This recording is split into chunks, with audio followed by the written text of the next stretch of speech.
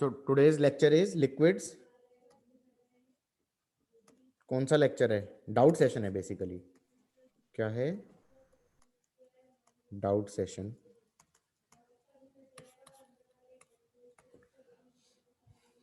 Okay, क्या कह रहा है ये question? A cubical block of steel of density 7.8 floats on mercury.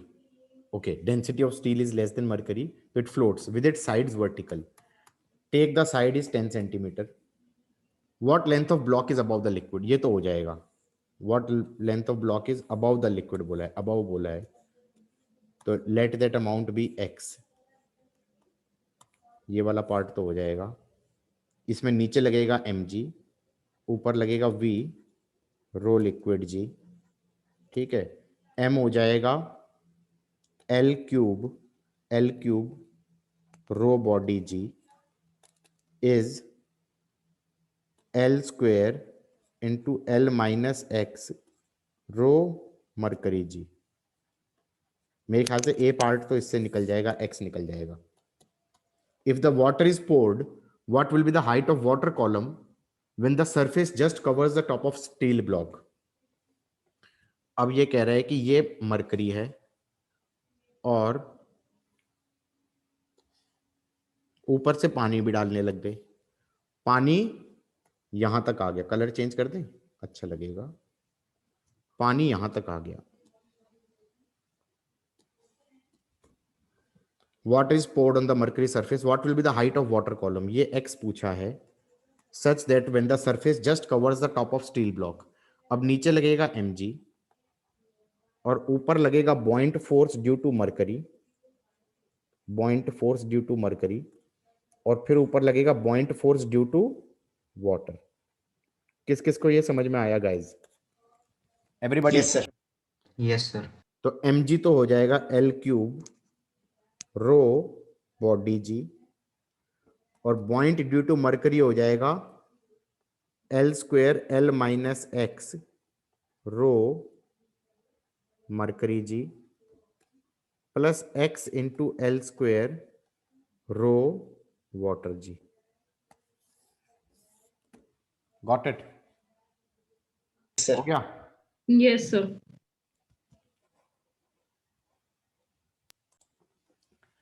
Guys question क्या कह रहा है? अ बलून जिसका टोटल वेट अनइन्फ्लेटेड इज इतना KG is moored to the ground and then filled with hydrogen of density इतना.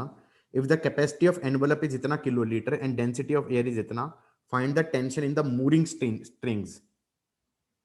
यार ये बोल क्या रहा है? तो पता है ये कौन से वाले बलून की बात कर रहा है? ये वो कोई इंडिया गेट गया है? इंडिया गेट भी नहीं, सॉरी, जमुना पार्क के आसपास जाओ ना, निजामुद्दीन ब्रिज के आसपास, वहां पर एक जमाने में पोलियो वाले बलून होते थे जिसपे पोलियो का इस वीक पोलियो. हाँ सर देखा है. हाँ देखे ना. यस सर, देखा है. और बहुत बड़े होते हैं वो, छोटे मोटे नहीं होते वो, ट्रक जितने बड़े Yes, होते हैं. sir. यस सर बहुत बड़े होते हैं. हाँ, पता चला जी उसके अंदर गलती से नीचे से रस्सी काटी और शिवांश, क्या नाम बच्चा जो बोल रहा था, यस सर आयुष या कोई और बोल रहा है, तुम्हें बांध दिया जाए ना तो तुम ऊपर उड़ जाओगे. समझ में आ रही है बात? नहीं आ रही है? Yes sir. ठीक है. Yes sir. तो अब ये क्या बोल रहा है? Balloon whose total weight uninflated is 150 kg.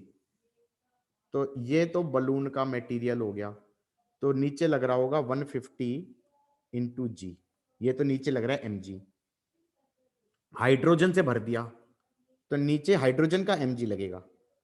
mg लगेगा किसका? हाइड्रोजन का. और ऊपर बॉइंट फोर्स लगेगा, वो क्या लगेगा? v rho air g. Got it और नॉट? Yes sir. अब ये v rho air g mg of hydrogen और mg ऑफ बलून से बड़ा रहा होगा, तो ये ऊपर उड़ना चाहेगा, तो नीचे लग रहा होगा टेंशन. गॉट इट और नॉट? Yes sir. तो हम ये कह देंगे tension plus 150 g is equal plus mg of hydrogen is v rho air g. सही है बेटा? ऐसा यूनिट का ध्यान रखना, यहाँ पर ना ब्लेंडर होएगा वरना. ठीक है, टेंशन ही तो पूछा होगा मूरिंग स्ट्रिंग्स में. वॉल्यूम बोली है capacity of envelope is 512 kilo litre, तो वॉल्यूम को ले लो 512 इंटू 1000 किलो लीटर्स है, तो इतना लीटर्स हो गया ना, इतना लीटर्स हो गया वॉल्यूम। ये एसआई यूनिट नहीं है।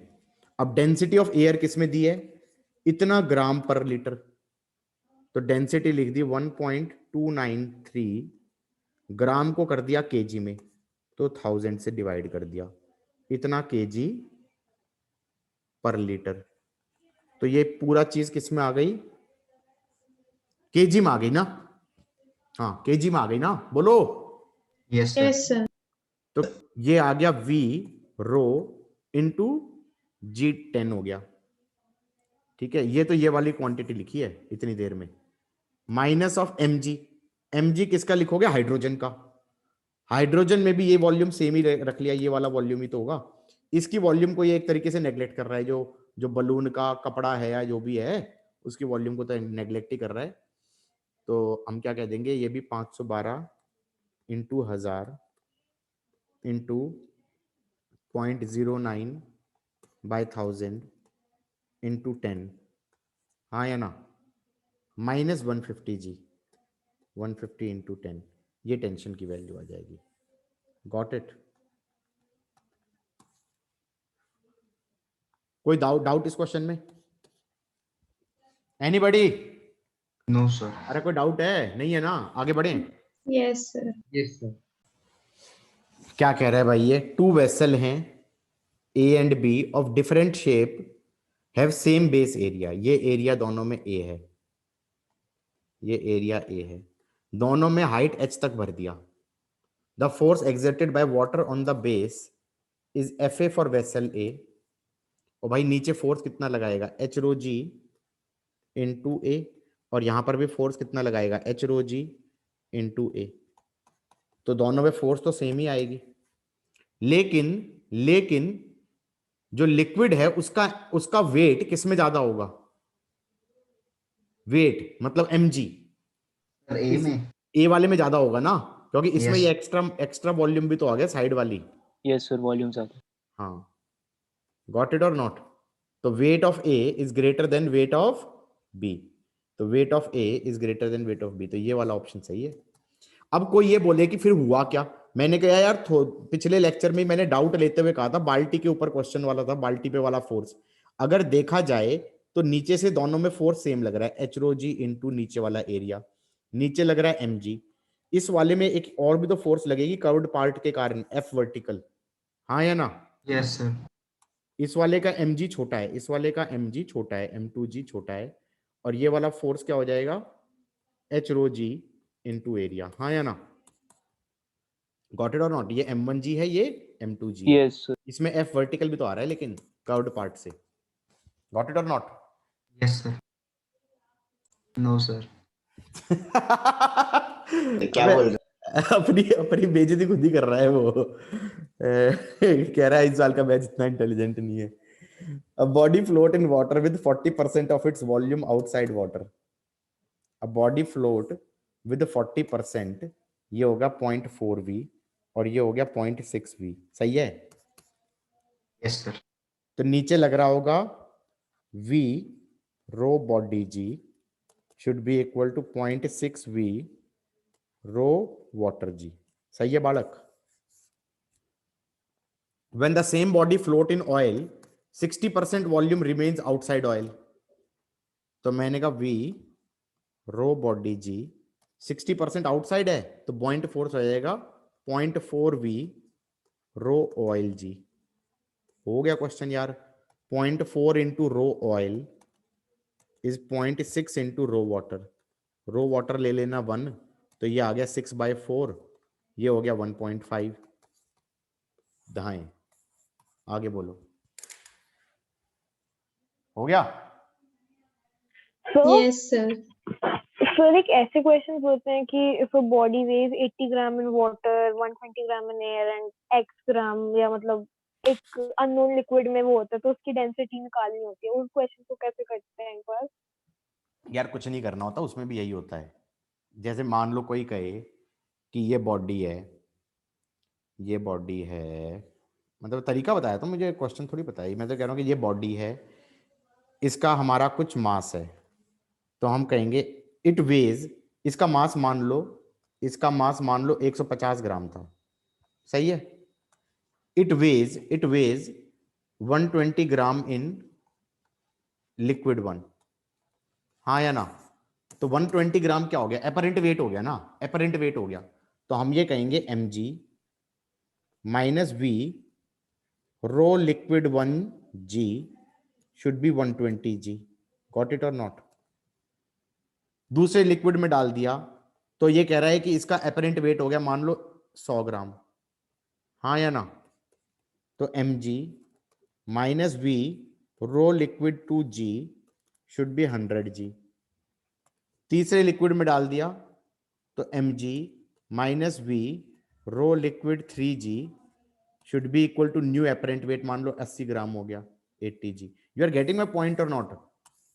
इट वेज इतना इन इतना इस लिक्विड, इसका मतलब क्या है, एपरेंट वेट की बात कर रहा है, हाँ या ना। तो क्वेश्चन में क्या गिवन है वो तो क्वेश्चन वाला जाने, हाँ या ना। लेकिन ये है नहीं कि तब उसमें, इससे रिलेटिव डेंसिटी निकालनी होती है उस लिक्विड की अननोन लिक्विड की। अरे तो निकाल लेंगे ना इससे यार, इससे निकल नहीं जाएगा, रो 3 निकालना होगा, एलिमिनेट करना यस होगा सर, बेसिकली एम को, हाँ हाँ जी या ना। इससे निकलता है। निकल जाएगा यस ना सर। इससे, ठीक है। पहले दूसरी इक्वेशन से mg को एलिमिनेट कर दो, फिर दूसरी तीसरी से एलिमिनेट कर दो, रो 3 निकल जाएगा रो 1 रो 2 के टर्म्स में। Got it. मैं तो क्या क्वेश्चन बना रहा हूं लिटरली कि तुमने कहा कि इस तरह के होते हैं, वो कुछ नहीं होता। Yes sir. जब एपरेंट वेट पढ़ाया था ना मैंने कि apparent wait is mg minus point force, हाँ या ना। तो वहीं यस पे सर। वहीं पे कवर हो चुका था ये वाला टॉपिक, हाँ या ना। Yes sir. हाँ भाई, ये कह रहा है क्यूबिकल वेसल, एक क्यूबिकल वेसल है जिसकी हाइट, ऐसे सोचो ना, ये क्यूबिकल वेसल छोड़ो, ये कोई कुआं है, ये कुआं है और ये जमीन है, ये जमीन है, सही है। इस कुएं की डेप्थ है मान लो h, और इसके अंदर पानी भर दिया, कुआं नहीं है वेसल है, और इस हाइट h तक भर दिया, इसका मास हो गया m। क्वेश्चन ये हो सकता है what is the work done in pumping this water out and spreading this on this surface, हाँ या ना, ये बताओ।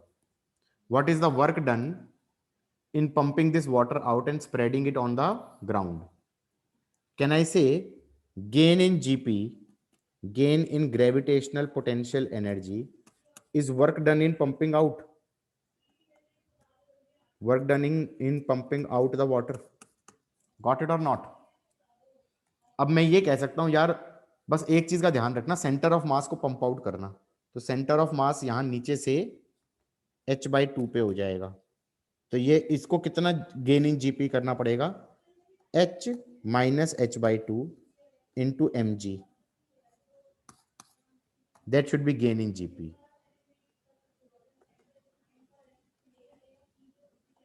हाँ या ना। अब इसने क्यूबिकल वेसल लिया है, हाइट 1 मीटर का, क्यूब मतलब 111, और पंप आउट करके, वेसल से पंप आउट करके ग्राउंड पे फैला दिया पानी, तो mg/2, mg/2, तो ये 1 मीटर का क्यूब था ना, तो ये आधा नहीं हो जाएगा, तो m हो गया 1 cube into density is 1000 into ji is 9.8, हाँ या ना। mg/2 is 1/2। गॉट इट और नॉट। 4900 जूल हो गया। Got it everybody. Yes, sir. Water is flowing in a horizontal pipe of varying cross section. If the pressure of water is 2 centimeter of mercury at a point where velocity is 32, then the pressure at a point velocity is 30 centimeter per second, वहां पे कितना हो जाएगा, ऐसे हो गया, velocity velocity कम pressure ज्यादा, velocity कम नहीं वेलोसिटी ज्यादा प्रेशर कम, वेलोसिटी कम प्रेशर ज्यादा, हाँ या ना। यहां पे और यहां पर बर्नौली लगानी है, 1 पे और 2 पे, बोलो हाँ। 1 पे प्रेशर कितना हो गया, P1 plus half row V1 square is P2 plus half row V2 square, और वाटर फ्लो कर रहा है। प्रॉब्लम क्या है, यहां पर प्रेशर इसने अजीब से ढंग से दे दिया 2 सेंटीमीटर ऑफ मरकरी, तो यहां पे लिखना पड़ेगा 2/100 इंटू 13600 इंटू 9.8। किस किस को ये समझ में आया? प्लस हाफ रो हो जाएगा तुम्हारा 1000, वेलोसिटी हो जाएगा तुम्हारा 32/100 का स्क्वायर इज P2 हो जाएगा h/100 into 13600 into 9.8 plus half रो, बर्नौली लगा रहे हैं वाटर पे, half rho V square, V हो जाएगा 40/100 का स्क्वायर। ये पूरा क्वेश्चन, एक तो इसमें SI यूनिट्स का ध्यान रखना था, एक इसमें इस चीज का ध्यान रखना था कि जब कोई प्रेशर कहे 2 सेंटीमीटर ऑफ मरकरी, तो he actually means how much pressure, 2/100 into 13600 into 9.8। इतना मरकरी जितना प्रेशर लगाता उतना प्रेशर। बोलो हाँ। किस किस को ये समझ में आता है? ये Yes, पता sir. ये पता था सबको? नहीं पता था? Yes sir. पता होना भी चाहिए। ठीक है, ये वाला पार्ट हो गया। A cylindrical vessel open at the top. A cylindrical vessel open at the top is 20 centimeter high. Is 20 centimeter high with radius of 5 centimeter. With radius of 5 centimeter. A circular hole whose cross section is area is 1 centimeter square is at the bottom. ऊपर से pipe से पानी आके गिरने लगा, ऊपर से pipe से पानी आके गिरने लगा। अभी वेलोसिटी ऑफ एफ्लक्स कितना है? 0, क्योंकि पानी है ही नहीं। अब ये ऊपर से पानी आ रहा है कितने रेट से? 140 cc पर second, that is 140 centimetre cube पर सेकेंड। हाँ या ना? ये पानी आता जाएगा तो ये पानी का लेवल यहां पर, स्तर यहां पर बढ़ता जाएगा या नहीं बढ़ता जाएगा? लेकिन जैसे जैसे पानी का लेवल बढ़ता जाएगा वैसे वैसे मैं ये कह सकता हूं वेलोसिटी ऑफ एफ्लक्स भी बढ़ता जाएगा। बोलो हाँ। तो ये बता दो, ये हाइट बढ़ना कब बंद हो जाएगा? ये हाइट बढ़ना कब बंद हो जाएगा? ये हाइट बढ़ना तब बंद हो जाएगा जिस रेट से पानी आ रहा है उस रेट से पानी निकलने लग जाए। बोलो हाँ। Yes sir. तो this height will become constant when volume incoming per second, which is this 140 centimeter cube per second, is volume outgoing per second.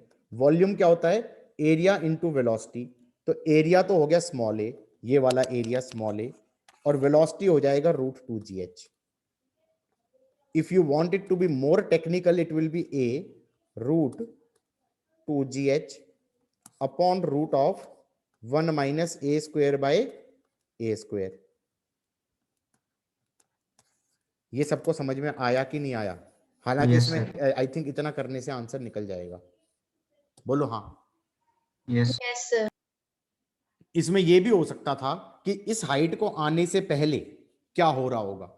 इस हाइट को आने से पहले ये लेवल ऊपर की तरफ बढ़ रहा होगा। बढ़ रहा होगा या नहीं बढ़ रहा होगा? जब ये हाइट इससे कम होगी, इस h से कम होगी, तब तो लेवल ऊपर बढ़ रहा होगा। क्यों बढ़ रहा होगा? क्योंकि वॉल्यूम इनकमिंग पर सेकंड होगी 140 और माइनस वॉल्यूम आउटगोइंग पर सेकंड कितनी होगी? माइनस वॉल्यूम आउटगोइंग पर सेकंड हो जाएगी √2gh into small a. This is net volume incoming per second. That is net volume incoming per second. Can I say this Yes, will be capital A into plus dh by dt. ये dh by dt क्या हो गया? Velocity of this surface. ये हो गया velocity of this surface. कल यही पूछ लिया, हाँ या ना?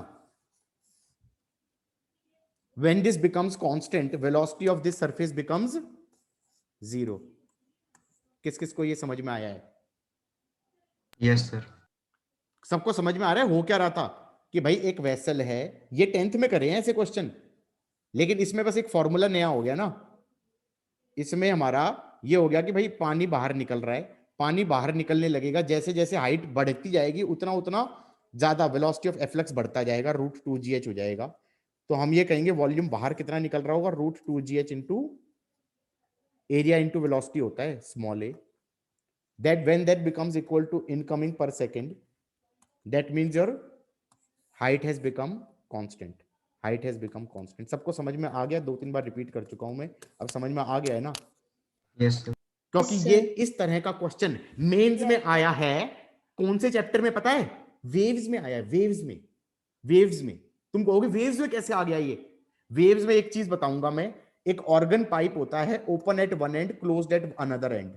ऑर्गन पाइप होता है open at one and closed eight other and, उसमें स्टैंडिंग वेव बनती है, और उसमें जो स्टैंडिंग वेव बनती है ना, उसके अंदर फंडामेंटल फ्रीक्वेंसी होती है speed of wave divided by 4 times length.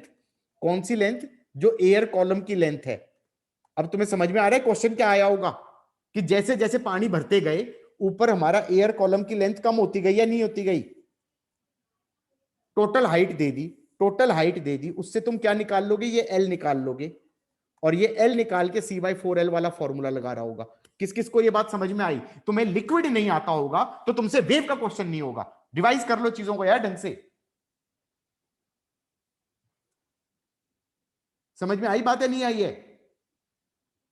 तुम सोच रहे हो ये कंसेप्ट तो डिफिकल्ट है, ये वो डिफिकल्ट नहीं है। ये क्वेश्चन तो आया है मेंस में, और कैसे आया है कि एक ऑर्गन पाइप में गड्ढा कर दिया नीचे, ऊपर से पानी गिरा रहे हैं, और फिर कहते हैं फंडामेंटल फ्रीक्वेंसी क्या हो जाएगी स्टेडी स्टेट में? स्टेडी स्टेट में हमारा पानी का लेवल बढ़ना बंद हो जाएगा, और फंडामेंटल फ्रीक्वेंसी क्या हो जाएगी? C/4L। तो पहले तो ये हाइट निकलेगी, फिर ये एल निकलेगा, और उस एल के बाद ये फॉर्मूला लगेगा। बोलो हाँ। Yes, sir. ये कंसेप्ट आना चाहिए नहीं आना चाहिए? Yes, sir. Yes sir. A cylindrical tube of a spray pump has diameter d. A cylindrical tube of a spray pump has diameter, ये स्प्रे पंप है, ये शावर हेड हो गया बेसिकली। शावर हेड का डायमीटर d, रेडियस d/2 है। उसके अंदर यहां पर एंड पे ये बंद कर दिया, ये बंद करके इसमें गड्ढे कर दिए। कितने होल्स कर दिए? n होल्स कर दिए, n होल्स कर दिए। ये बंद किया हुआ है, और ये n होल्स कर दिए, हाँ या ना? Speed of flow in the tube is v and the speed of ejection through the hole is small v। सही है? वॉल्यूम वॉल्यूम पर सेकंड सेम होना चाहिए, तो यहां पर वॉल्यूम पर सेकंड क्या होता है? Area into velocity. तो पाई d/2 का square into velocity is n times pi d/2 का square into small v। Done. यार ये क्वेश्चन तुमसे नहीं हुआ, ये क्वेश्चन वैसा सा नहीं था जैसे मैंने क्लास में कराया था, कि एक पाइप में एक पाइप में लिक्विड आ रहा है, एक में आ रहा है, इधर से जा रहा है। इधर मैंने कहा था वॉल्यूम आ रही है, वॉल्यूम आ रही है, वॉल्यूम जा रही है। A1V1 plus A2V2 is A3V3। बोलो हाँ। जब ये चीज समझ में आ रही थी तो ये समझ में क्यों नहीं आ रहा था? बताओ जरा। मेहनत नहीं करनी। क्या नहीं करनी? हो गया? टेक्निकली तो ये जो क्वेश्चन है ये KTG का क्वेश्चन है, काइनेटिक थ्योरी ऑफ गैसेस वाले का, या फिर मतलब हाँ उसी का क्वेश्चन है। Figure shows a uniform tube open at one and and closed at other end. A pellet of mercury is introduced in it so as to enclose a column of air. The length of air column at is इतना centimetre, इतना temperature, इतना temperature पे वो कितना होगा? मैंने कहा भाई देखो ये ट्यूब है, यहाँ पर मरकरी डाल दी, तो क्या मैं ये कह सकता हूँ इस मरकरी के पैलेट पे इधर से फोर्स क्या लग रहा होगा? Pa, और इधर से कितना लग रहा होगा? P atmosphere into area. तो इसका मतलब ये प्रेशर कितने के बराबर होना चाहिए? P एटमोस्फियर के बराबर होना चाहिए, नहीं होना चाहिए? हाँ या ना? अब इसने गर्म कर दिया, गर्म कर दिया तो इस गैस का थर्मल एक्सपेंशन हो गया, थर्मल एक्सपेंशन हो गया इस गैस का। हम ये कह सकते हैं, लेकिन प्रेशर अभी भी वही होना चाहिए, क्योंकि यहां से फोर्स लगना चाहिए Pa, और यहां से लगना चाहिए P एटमोस्फियर इंटू एरिया। बोलो हाँ। सही है। क्या मैं इस वाली इतने पार्ट ऑफ गैस पे, कितने पार्ट ऑफ गैस पे, इतने पार्ट ऑफ गैस को एक सिस्टम मान के कह सकता हूं कि इस पे नंबर ऑफ मोल सेम रहेंगे और इस पे आइडियल गैस इक्वेशन लगा दो, पीवी इक्वल टू एनआरटी। इसमें एन कांस्टेंट है और पी कांस्टेंट है, तो इक्वेशन बनेगी v by T is constant, हाँ या ना? इक्वेशन बनेगी v by T is constant. Volume 1 को क्या लिख दोगे? ये लेंथ कितना दिया हुआ था? 18। कहां पर? 27 डिग्री सेल्सियस पे। 87 डिग्री सेल्सियस पे इस लेंथ को बोला है x, हाँ या ना? तो मैं कहूंगा वॉल्यूम 1 हो गया 18 इंटू ए बाई टेम्परेचर हो गया 273 प्लस 27 इज x इंटू ए, और टेम्परेचर हो गया 273 प्लस 87, x निकल जाएगा। बोलो हाँ। हो गया question? Yes, sir. A liquid of density rho and surface tension sigma rises to a height h in capillary tube of diameter d. The weight of liquid will be, पहले तो h निकाल लेना, 2 sigma cos theta by r rho g is h। सही है। Wait पूछा है, wait. Wait कितना हो जाएगा? Rho into volume, volume into density into g, हाँ या ना?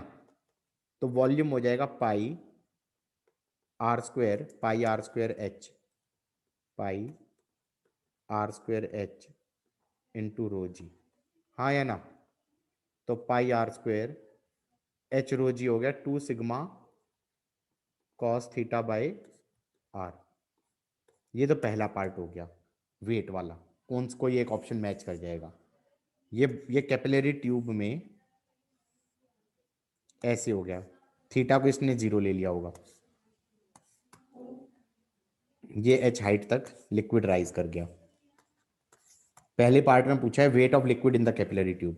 दूसरा कह रहा है potential energy of the liquid, इसका मास ले लेना m, m g h by two, centre of mass use करना पड़ेगा, गेन इन जीपी हो जाएगा m g h by two. I think m g तुम ऊपर वाले पार्ट से निकाल चुके, उसको यहां पर डाल देना into H by to, H की वैल्यू यहां से डाल देना। गॉट इट और नॉट? ये पोटेंशियल एनर्जी हो गया। क्या टफ था गाइस?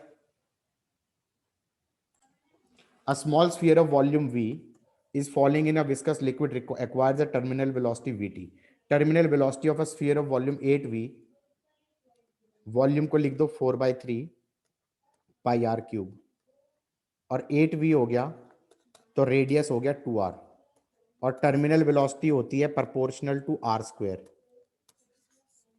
तो 4 टाइम्स हो जाएगी। डन हो गया? Yes, sir. Yes, sir. और डिटेल चाहिए? पूरा वीडियो देखना मेरा टर्मिनल वेलोसिटी का। A large container with open top of negligible mass and uniform cross section has a small hole of cross sectional area A on its side near the bottom. The container is kept on smooth horizontal platform, contains a liquid of density rho and mass m.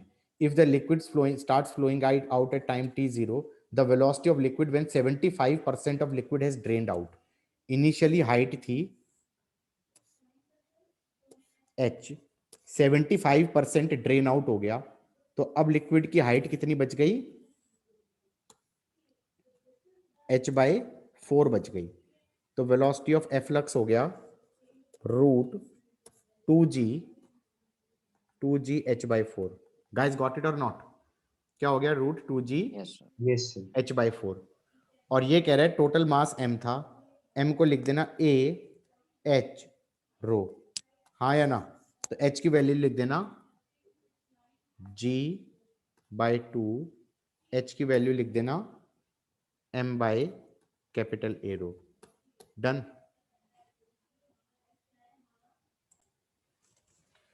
तो ये वाला जो question है, ये कुछ दिन पहले मैं अपनी बच्ची को समझाने की कोशिश कर रहा था। She is in class 4th by the way. She got totally confused, then I give up.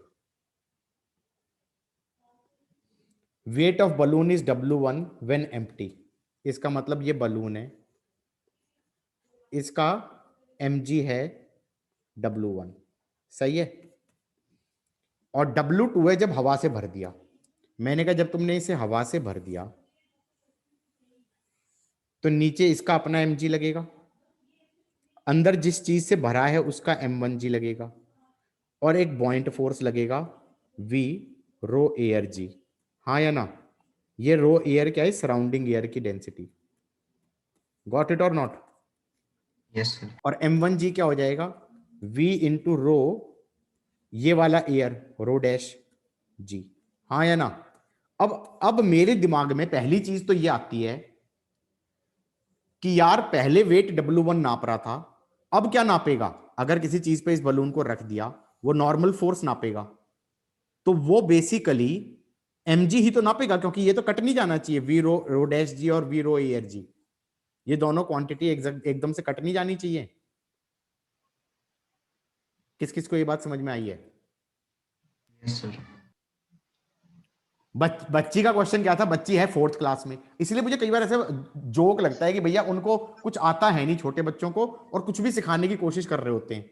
मतलब उसको ये सिखा रहे थे कि देखो जब बलून होता है, जो बलून होता है खाली, तो उसके वेट को नापा जाता है, और उसमें खाली में के अंदर अगर हवा भर दी तो अब क्या नपेगा? उसका mg और अंदर वाली एयर का mg।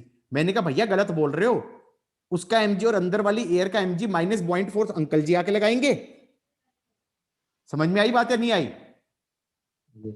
अब टेक्निकली तो वी रो एयर जी और v rho dash g cut जाना चाहिए, तो इसका मतलब W2 भी W1 के बराबर हो जाना चाहिए, as the weight of air in the balloon is offset by the force of buoyancy on it. ये टेक्निकली लगता है सही होना चाहिए, लेकिन गड़बड़ हो जाती है, ऐसा नहीं होता। क्यों?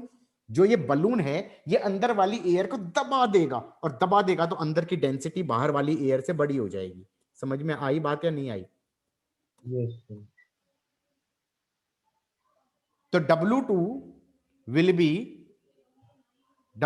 be greater than W1 as the air inside is at greater pressure and has greater density than the air outside। और नया वेट क्या हो जाएगा तुम्हारा? नया वेट बेसिकली हो जाएगा mg plus m1g minus v rho air जी। हाँ या ना? और m1g को लिख दोगे v रो डैश जी, और रो डैश हो गया अंदर वाली एयर की डेंसिटी, और रो एयर हो गया बाहर वाली एयर की डेंसिटी। गॉट इट और नॉट? बच्ची के केस में छोटी बच्ची को क्या बता रहे थे कि दोनों मासेस ऐड होके लगेंगे नीचे। मैंने कहा बेटा गलत बोल रहे हैं, पॉइंट फोर्स को उनको आता ही नहीं। अब तू 4th क्लास में, उनको क्या पता पॉइंट फोर्स क्या होता है? हाँ या ना? लेकिन ये तो नहीं बोलना चाहिए ना कि दोनों ऐड हो जाएंगे। Water is coming out of the mouth of a tap and falling vertically in a streamlined flow forms a tapering column. That is, the area of cross section decreases as it moves down. Which of the following is the most accurate explanation for this? As the water moves down, its speed increases and hence its pressure decreases. Then it is compressed by the atmosphere. Falling water tries to reach terminal velocity, hence reduces the area to balance the downward force. The mass of flowing water past any cross section must remain constant. Also, water is almost compressible. Hence, the rate of volume flow must remain constant. As this is equal to area into velocity, the area decreases as velocity increases. The surface tension causes the exposed area to decrease continuously. देखो ऐसा है, सब ऐसा लग रहा है कि सही एक्सप्लेनेशन है, बेस्ट ऑप्शन ये है। होता क्या है, जब लिक्विड एक बार बाहर निकल गया तो वो फ्री फॉल कर रहा होता है, प्रोजेक्टाइल जैसा जो हो गया, फ्री फॉल कर रहा होता है। फ्री फॉल करेगा तो उसकी वेलोसिटी बढ़ती जाएगी, और वेलोसिटी बढ़ती जाएगी तो एरिया ऑफ क्रॉस सेक्शन कम होता जाएगा। A1 V1 is A2 V2। हाँ या ना? यस। तो that is the correct explanation. इस पे मैं एक प्रीवियस ईयर में आया हुआ क्वेश्चन कराता हूं। एवरीबॉडी, मैंने ये क्वेश्चन कभी कराया है पहले या नहीं कराया, ये पूछ रहा हूं। सर। नहीं कराया? करो अभी करो, सब करो, देखते हैं किसका आ रहा है। Try. You have got 3 or 4 minutes to do this question. Yes sir. देखो इसमें करना कुछ नहीं था। यस सर, यही आ रहा है। हाँ, इसने ये कहा कि वेलोसिटी ऑफ एफ्लक्स कितनी हो जाएगी? वेलोसिटी ऑफ एफ्लक्स हो जाएगी यहां पे, ये वेलोसिटी हो जाएगी रूट 2g कैपिटल H, सही है। और ये एरिया दे दिया R, रेडियस दे दिया R। अब ये फ्री फॉल करेगा, अब ये फ्री फॉल करेगा और ये और नीचे H चला गया तो इसकी वेलोसिटी कितनी हो जाएगी v1, और मैं कहूंगा v1 square is v square plus 2g। Sir option समझ में आ गया? तो ये v1 स्क्वायर आ गया, v1 स्क्वायर आ गया 2g h प्लस h, सही है। अब यहां पे क्या करना है, यहां पर वो लगा दो इक्वेशन ऑफ कंटिन्यूटी कि भाई ये ऐसे कम होता जा रहा है, रेडियस कम होता जा रहा है, तो यहां पर रेडियस हो गया x, यहां पे रेडियस हो गया x, हाँ या ना। तो यहां पे एरिया इंटू वेलोसिटी इज यहां पे एरिया इंटू वेलोसिटी, हाँ या ना। तो ऊपर एरिया कितना हो गया पाई r स्क्वायर और वेलोसिटी हो गया √2gh और पाई x स्क्वायर और वेलोसिटी हो गया √2g h प्लस h, सही है। Yes sir. तो ए ऑप्शन हो गया। कब का है ये? 2016 का क्वेश्चन है। गाइस गॉट इट और नॉट? Yes sir. यस इसके अंदर जो फोर्स होता था, याद करो मैंने कहा था कि भाई एक टैंक होता है और उस टैंक पे से जब लिक्विड बाहर निकले तो ये हाइट अगर h है तो यहाँ पर वेलोसिटी ऑफ एफ्लक्स होता है √2gh और फोर्स कितना लगेगा मोमेंटम पर सेकंड, तो फाइनल मोमेंटम पर सेकंड हो गया v स्क्वायर और अंदर वाली वेलोसिटी को नेग्लेक्ट कर देते हैं, हाँ या ना। तो बस यही तो फोर्स हो गया, यही तो फोर्स हो गया। तो अब इसने कहा द टैंक पे इधर की तरफ एक फोर्स लगेगा F1 और इधर एक फोर्स लगेगा F2, हाँ या ना। F1 हो जाएगा रो ए v स्क्वायर हो जाएगा 2gh1, हाँ या ना। और ये फोर्स कितना हो जाएगा रो ए v स्क्वायर हो जाएगा 2gh1 प्लस, तो डिफरेंस क्या आ जाएगा फोर्स का, हाँ या ना। Yes sir.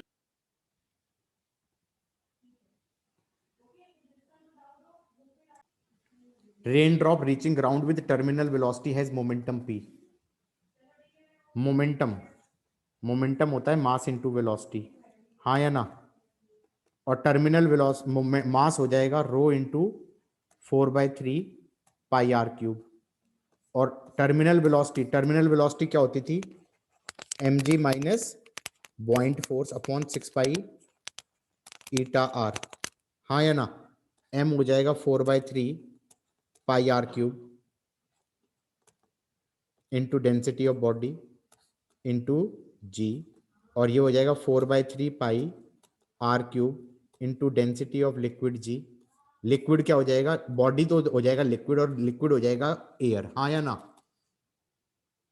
तो कैन आई से ये टर्मिनल वेलोसिटी हो गई, ये प्रोपोर्शनल टू आर स्क्वायर था और ये जो मास था ये प्रोपोर्शनल टू आर क्यूब था, तो प्रोपोर्शनल टू आर की पावर 5 था, तो 32p हो जाएगा जब क्या बोलते हैं ट्वाइस द रेडियस होगा। मैंने काइनेटिक एनर्जी का भी बताया था, हाफ mv स्क्वायर, तो वो प्रोपोर्शनल टू आर की पावर 7 था। Again go and watch the video of Stokes law, go and watch the video of Stokes law.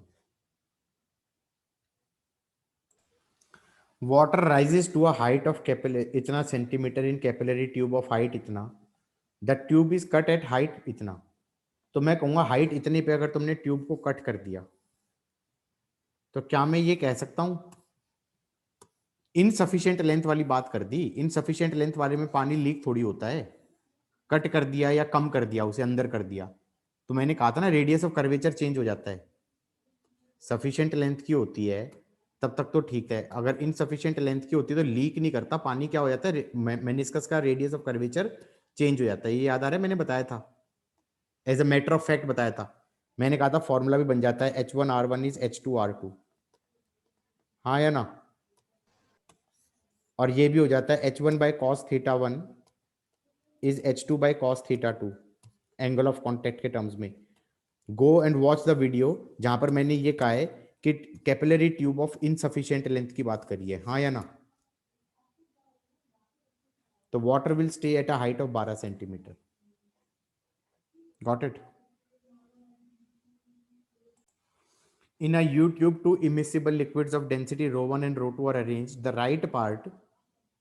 right part is closed at the top. Top has some air trapped above it. तो इसका pressure ले लो P1, यहाँ पर हो जाएगा P atmosphere. इस level पे same liquid ही है, या तो बिल्कुल नीचे लगाऊं या यहाँ पे भी लगा सकता हूँ, सेम लिक्विड पे लगाना चाहिए। तो हम ये कहेंगे यहाँ पर प्रेशर कितना हो जाएगा, P atmosphere plus H ρ1 g should be equal to P1 plus H ρ2 g। सही है कि नहीं है? The gauge pressure of this air that is P1 minus P atmosphere that is H ρ1 g minus H ρ2 g, ρ1 minus ρ2 H g। Gauge pressure का मतलब होता था P minus P atmosphere. This is called as gauge pressure. ये भी बताया था मैंने, हाँ या ना? Yes, sir. अगेन मैंने सरफेस टेंशन में बताया था। गाइस क्वेश्चन है, मान लो हमारे पास कोई वेसल है,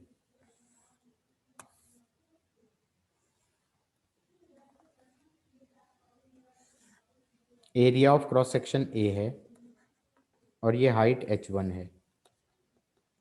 तो यहां पर प्रेशर कितना होगा?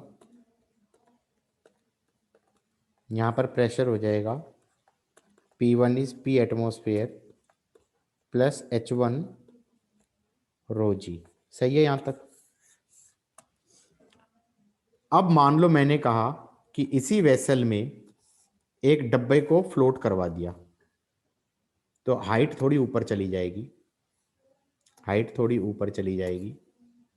इसका मास ले लो m। हमने कहा भाई ये वॉल्यूम ले लो V1, तो नीचे लगेगा mg और ऊपर लगेगा V1 रो लिक्विड जी, हाँ या ना?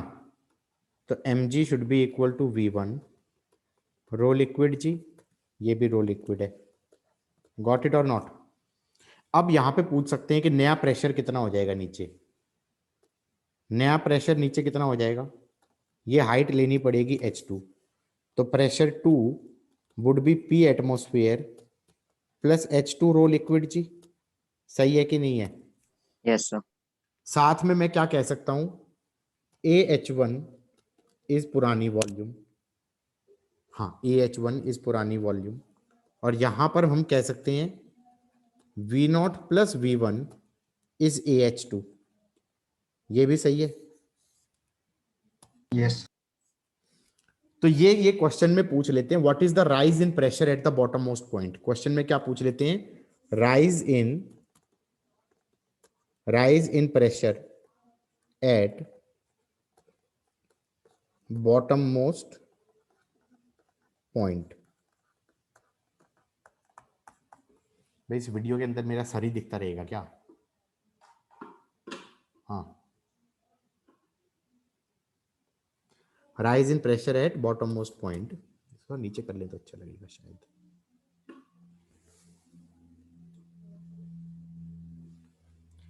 तो इसमें क्या हो रहा होगा गाइज,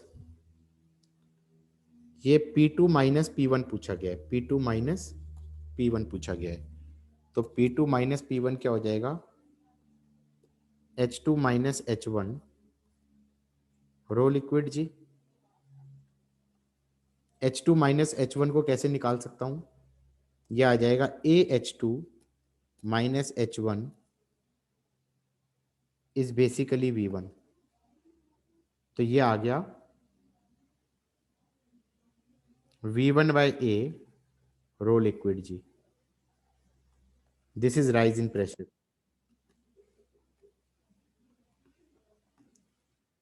अब V1 रो लिक्विड जी को क्या लिख सकते हैं, V1 rho liquid g is basically mg of body, तो that is mg divided by A। This is the rise in pressure. ये एक पर्टिकुलर टाइप का क्वेश्चन है जो कई बार आ जाता है। ये सबको करना आ गया है, नहीं आ गया? Everybody, Yes, sir. क्या पूछ लेते हैं वो कि भाई हमारे पास कुछ वेसल था, उस वेसल के अंदर कुछ पानी था, उस वेसल के अंदर एक बॉडी डाल दी, वो फ्लोट कर रही है। वो जब फ्लोट करेगी तो हम ये कह सकते हैं वेसल के बॉटम मोस्ट पॉइंट पे राइज इन प्रेशर कितना होगा, राइज इन प्रेशर कितना होगा। गाइस गॉट इट और नॉट? सर ये जब आप हाइड्रोलिक लिफ्ट करवा रहे थे तभी भी मतलब कुछ F/A नहीं टाइप का नहीं ऐसी? नहीं, तो ये चीज और उस चीज में जमीन आसमान का अंतर है। नहीं सर, जब राइज इन प्रेशर जब, लेकिन वो चीज, वो तो ये था कि हमारे पास अगर यहां पर क्या बोलते हैं लिक्विड सरफेस है, ऊपर से एक एफ लगा दूं तो हर जगह का प्रेशर F/A से बढ़ जाएगा। Is this one and the same thing? Do you think this is the same thing? हाँ या ना? Is it the same thing मैं पूछ रहा हूं। No sir. यहां पे तो कुछ और ही बात करी है मैंने ये कहा है कि यार नीचे वाले पॉइंट पे प्रेशर कितना बढ़ जाएगा अगर मास m को डाल दें, क्योंकि ये एरिया तो ये वाला आ रहा है पूरा एरिया। हाँ या ना? समझ में आई बात या नहीं आई है? सेम चीज Yes, थोड़ी sir. आई है। लिख लिया सबने? नहीं लिख लिया? लिख लिया सर। 1 minute, sir.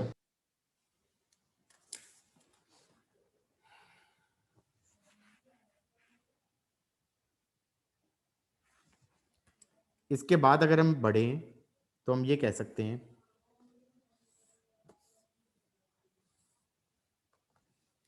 इसको करने का दूसरा तरीका, ऊपर फोर्स लग रहा है लिक्विड के ऊपर P1A, नीचे लग रहा है M लिक्विड G। तो M लिक्विड G टेक्निकली किसको बैलेंस कर रहा है? P1A M लिक्विड G को बैलेंस कर रहा है। हाँ या ना? अब अगर मैंने कुछ बॉडी इसमें फ्लोट करवा दी तो इस बॉडी का फ्री बॉडी डायग्राम क्या होगा? बॉडी का फ्री बॉडी डायग्राम कह रहा है नीचे लग रहा है mg, ऊपर लग रहा है बॉइंट फोर्स। हाँ या ना? तो ये बॉइंट फोर्स हो गया mg ऑफ बॉडी।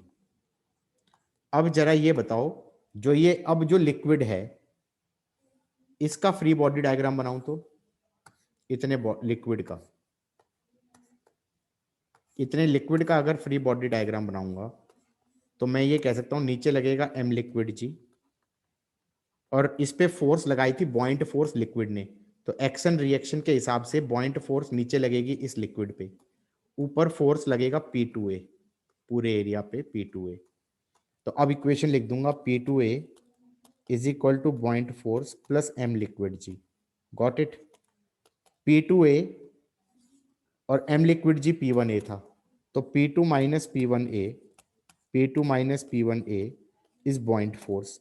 तो pressure difference, rise in pressure कितना हो गया? P2 minus P1 is buoyant force upon area.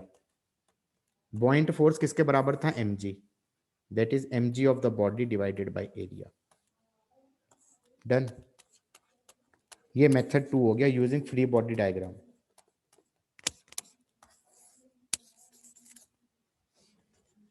Everybody got it?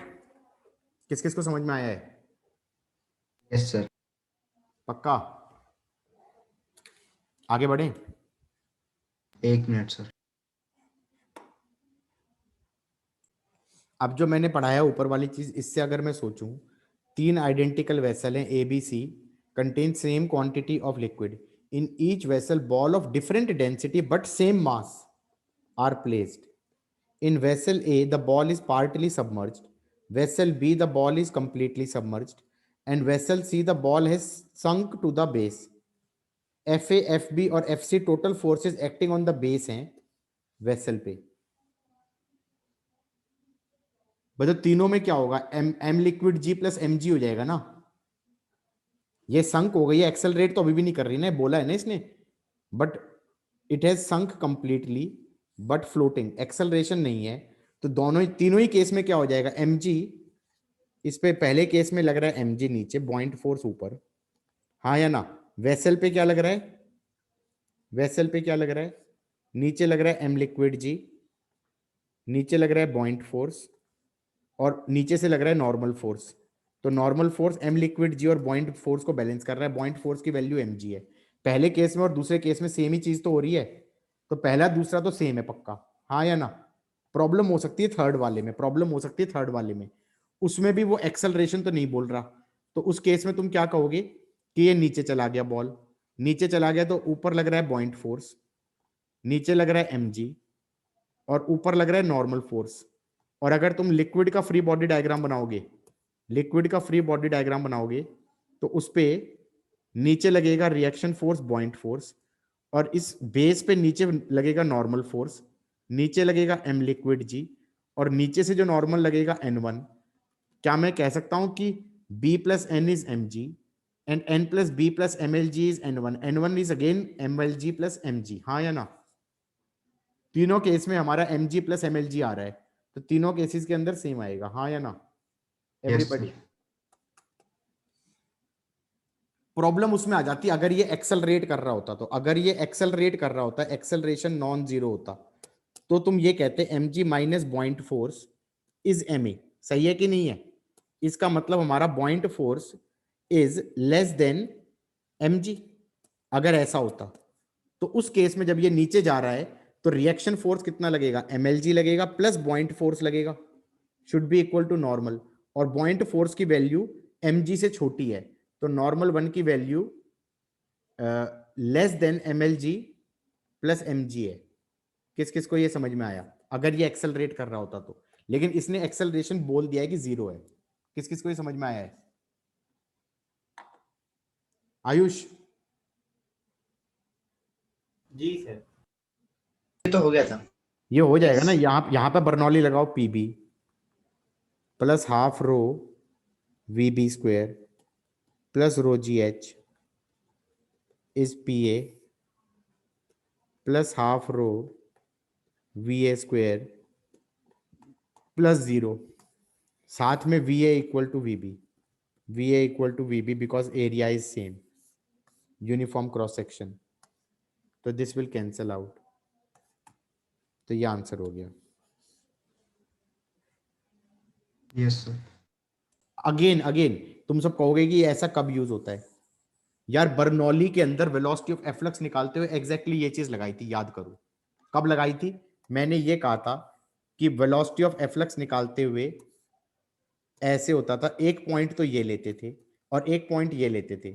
फिर मैंने कहा था नहीं यार, कई बार ना 1 एंड 2 पे बर्नौली लगाने की जगह मैं 1 एंड 3 पे लगा देता हूं, और जब 1 एंड 3 पे लगाता हूं तो फिर 2 एंड 3 पे दोबारा लगानी पड़ती है, और 2 एंड 3 पे लगाते हैं तो एग्जैक्टली जो ऊपर इक्वेशन आई थी ना वही इक्वेशन आती है कि pressure at 3 plus half row v3 square plus 0 is pressure at 2 plus half row v2 square plus rho G H.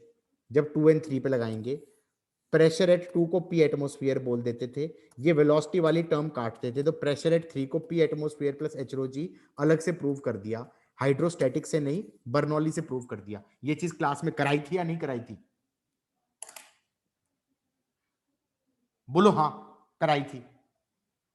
बोलो ये चीज और ये चीज सेम थी या नहीं थी। Yes sir. तुम्हें नहीं लग रहा ना सही सेम थी, क्यों नहीं लग रहा। लेक्चर को लिखते हो एक बार इसलिए नहीं लग रहा, फिर कहोगे मुझे गुस्सा क्यों आ रहा है। Water and gasoline surfaces are open to atmosphere and at same elevation. Same liquid पे लगाते हैं, बर्नो वो क्या बोलते हैं, प्रेशर सेम करते हैं, सेम लिक्विड पे कनेक्टेड लिक्विड में प्रेशर सेम कर देते हैं। सो कहाँ पे सेम करें गाइस, कहाँ पे सेम करें। ये लिक्विड और ये लिक्विड सेम है ना, यहाँ पे लगा दें। यहाँ पे प्रेशर हो जाएगा P atmosphere plus 1.5 into rho water into ji is equal to P atmosphere plus rho. अब ये वाली हाइट दे नहीं रखी, एक्चुअली दे रखी है, this is 2.5 minus H, so this is rho gasoline into 2.5 minus H into G, plus ये वाली हाइट भी लेनी पड़ेगी। ये वाली हाइट कितनी हो जाएगी यार, ये हो जाएगी H-1. h-1 हो जाएगी, h-1 रो, अबे ये भी वाटर ही है, ये कोई ना लिक्विड रहा होगा पक्का। Water and gasoline are open to atmosphere, ये वाटर है, ये गैसोलीन है, नीचे वाटर नहीं है, ये लिक्विड पाएगा, ये लिक्विड पाएगा, ये रो लिक्विड जी हो जाएगा। हो गया। Height of liquid is h ही तो पूछा है। हाँ ये हाइट ऑफ लिक्विड, ये लिक्विड है, मिस प्रिंट हो गया गाइस। Yes sir. क्या कह रहा है? A drop of liquid of density rho r swimming half immersed inside a liquid of density sigma if the surface tension is T. ये कह रहा है ड्रॉप है, आधी अंदर है, आधी अंदर है, और ये अंदर सिंक करने वाली होगी शायद, तो ऊपर लगा रहा होगा सरफेस टेंशन ये, हाँ या ना? तो 2 pi r into T, 2 pi r T ऊपर लग रहा है, बॉइंट फोर्स भी ऊपर लग रहा है, बॉइंट फोर्स को लिख दो 2/3 pi r cube into sigma g is m g को लिख देना 4/3 pi r cube into rho body g. Done.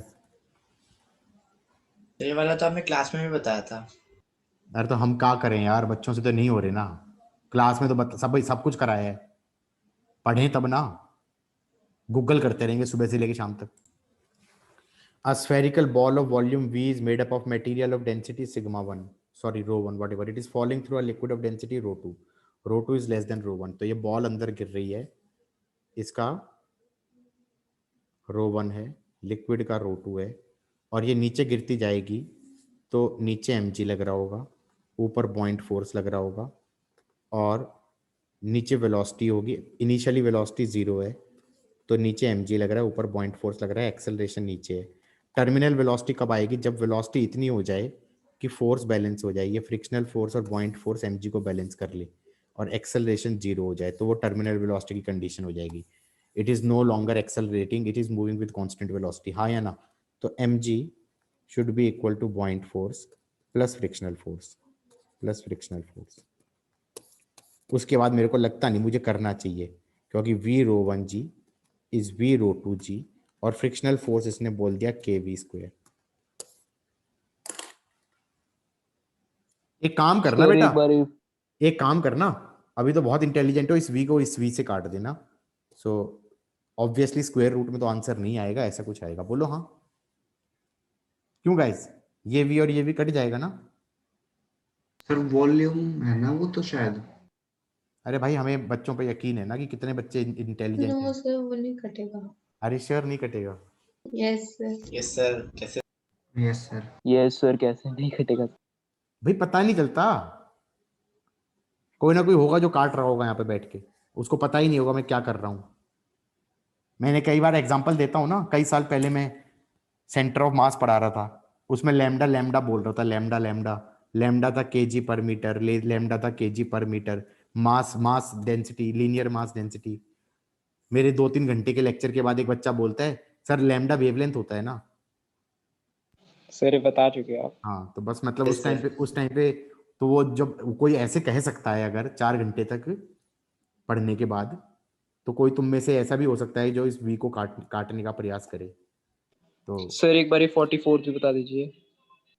Okay, air Yes. Bubble rises in water if the coefficient of viscosity of water is इतना, then the terminal speed of bubble is, air bubble है, density of air negligible है, तो ऊपर लग रहा है point force और नीचे लग रहा है फ्रिक्शन, टर्मिनल वेलोसिटी ऊपर की तरफ आएगी, पॉइंट फोर्स हो जाएगा 4/3 pi r cube into rho water g is equal to 6 pi r v terminal. Done. ये मत कहना कि इसके अंदर इसका अपना mg कहाँ चला गया, वही तो हम समझा रहे हैं कि इसका m। हाँ सर, वो तो डेंसिटी नेग्लिजिबल।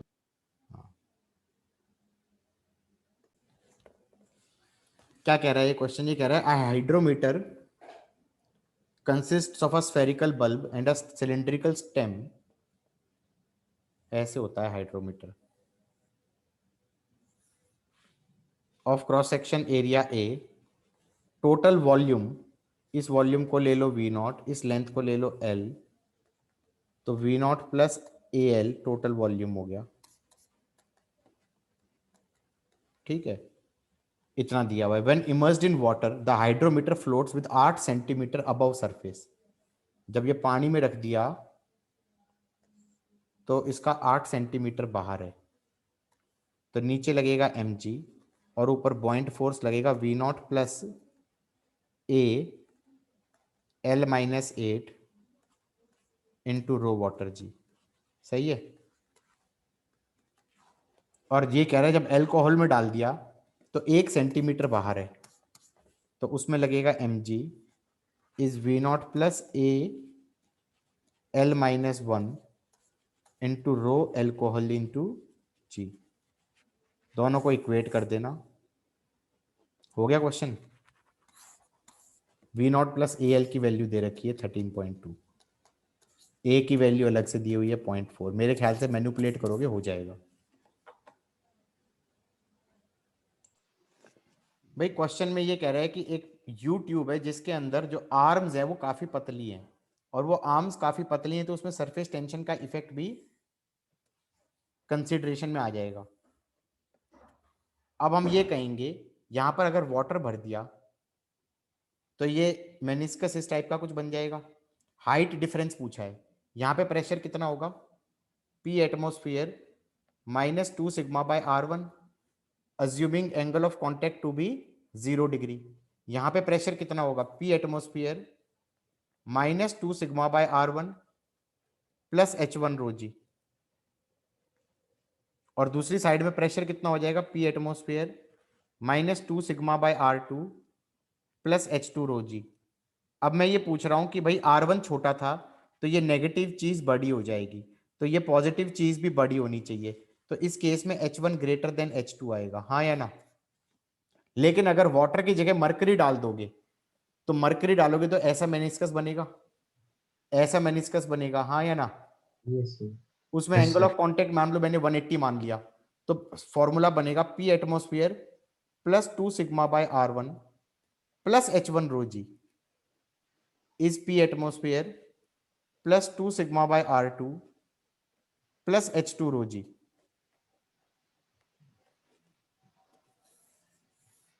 ये भी, इसमें दोनों चीजें पॉजिटिव हैं, तो इसका मतलब ये R1 छोटा है तो ये ज्यादा पॉजिटिव है, तो ये कम पॉजिटिव होगा, तो इसका मतलब H1 हमारा छोटा आएगा और H2 हमारा बड़ा आएगा मरकरी के केस में। गॉट इट और नॉट।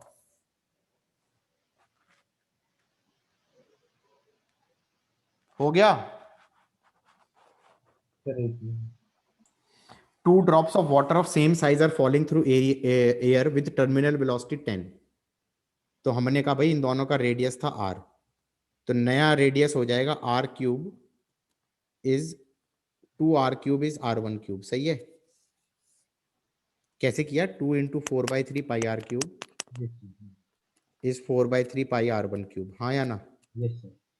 टर्मिनल वेलोसिटी होती है प्रोपोर्शनल टू रेडियस का स्क्वायर, स्टोक्स लॉ वाले केस में। तो हमने कहा कि भाई टर्मिनल वेलोसिटी पहले 10 थी, that was proportional to R square, और नई terminal velocity will be proportional to R1 square.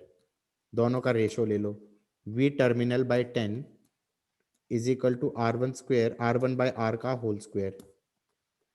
अब ये क्या कह रहा है, R1 by R, R1 by R is 2 की पावर 1/3, तो R1 बाय R का स्क्वायर इज 2 की पावर 2/3। आंसर विल बी 2 की पावर 2/3 इंटू 10। डन। आगे बोलो। यही था आंसर। Yes sir. कितनी देर लगी, तो पता चल गया काम लोग। गाइस क्वेश्चन ये कह रहा है, the figure shows a cross sectional view of a masonry dam whose length perpendicular to the diagram is 30 metre. ये लेंथ परपेंडिकुलर टू डायग्राम कौन सी चीज है भाई, ये 3D की बात कर रहा है मेरे ख्याल से। Length perpendicular to the diagram is 30 metre, ये बताए कौन सी लेंथ की बात कर रहा है, ये इस लेंथ की बात कर रहा है। सही है। Yes sir. 3D होगा ना, हाँ या ना? This is 30 metre. The depth of water is 10 meter. The masonry with which the dam is constructed has density 3000 kg per meter cube. ये डेंसिटी दे दिया. अब ये कह रहा है find the x and 2x if the weight of dam is 10 times the horizontal force exerted on it by water. Force exerted by it on water, ये by water, ये h है, ये कैपिटल h है, ये capital h है, हाँ या ना? फोर्स कितना लगता है? नीचे वाले जो फेस है, नीचे वाला जो फेस है जहां तक लिक्विड भरा हुआ है वो ऐसे फेस होगा ना गाइस. किस किस को ये समझ में आया? यस सर. तो ये जो नीचे फेस है इसका लिक्विड की हाइट है स्मॉल h, लेंथ है l, प्रेशर एट सेंटर पे कितना हो जाएगा? h/2 rho water g into whole area कर दो h इंटू l. ये फोर्स बाय वाटर हो जाएगा. ये रटवाया था मैंने. Yes sir. Weight of dam is 10 times the force, तो 10 times h/2 rho water g into HL should be weight of dam. Weight of dam क्या हो जाएगा? m1 plus m2g. m1 हो गया इतने वाले का मास पूरे का, और m2 हो जाएगा ट्राइंगुलर पोर्शन का मास. तो m1 को लिख सकता हूं मैं v rho concrete, v1 into rho concrete plus v2 into rho concrete. v1 को लिख सकता हूं x into h into l, और v2 को लिख सकता हूं हाफ इंटू बेस, ये बेस x हो गया, half into base into height into length, area into length. Done. x निकल जाएगा इससे. एवरीबॉडी किस किस को समझ में आया है क्वेश्चन? इतना पार्ट. Yes sir. तो पहला पार्ट तो टफ था ही नहीं, प्रॉब्लम सेकंड पार्ट की थी. प्रॉब्लम ही सेकंड पार्ट की थी. प्रॉब्लम सेकंड पार्ट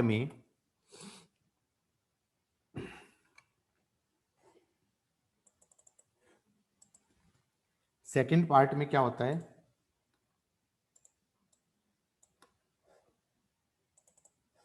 ये कह रहे हैं स्टेबिलिटी ऑफ डैम चेक करो कॉर्नर वाले पॉइंट के अबाउट. क्वेश्चन समझ में आया है? स्टेबिलिटी ऑफ डैम चेक करो कॉर्नर वाले पॉइंट, इस ओ पॉइंट के अबाउट. मैंने कहा ये हाइट है स्मॉल h, तो नीचे से h/3 पे लिक्विड वाला फोर्स लगेगा. h/3 पे ऐसे फोर्स लगेगा. कितना लगेगा? h/2 रो लिक्विड g इंटू HL. सही है यहां तक या नहीं है एवरीबॉडी? Yes sir.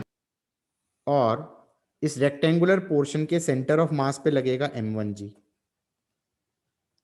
m1 को लिख सकता हूं x into capital H into L into rho concrete g. और जो ये ट्राइंगुलर पोर्शन है उस ट्राइंगुलर पोर्शन के सेंटर ऑफ मास पे लगेगा m2g.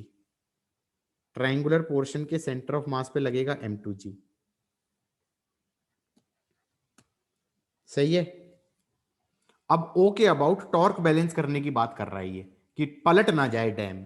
तो इसका मतलब फिर मैं ये कहूंगा कि इस वाले की टॉर्क ऐसे इनटू परपेंडिकुलर डिस्टेंस इस डायरेक्शन में हो जाएगी, m1g की टॉर्क इस डायरेक्शन में हो जाएगी, m2g की टॉर्क इस डायरेक्शन में हो जाएगी.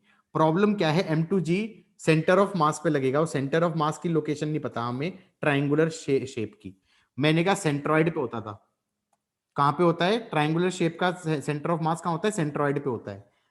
जैसे ये मान लो ट्राइंगुलर लेमिना है. इधर देख लो, एक ट्राइंगुलर लेमिना है. ये x1 y1 है, ये x2 y2 है, और ये x3 y3 है. इसका सेंटर ऑफ मास कहां पे हो जाएगा? सेंट्रॉइड पे हो जाएगा. x1 plus x2 plus x3 by 3 comma y1 plus y2 plus y3 by 3. ये सेंटर ऑफ मास होता है ट्राइंगल का. इसका मतलब जो ये ट्राइंगल था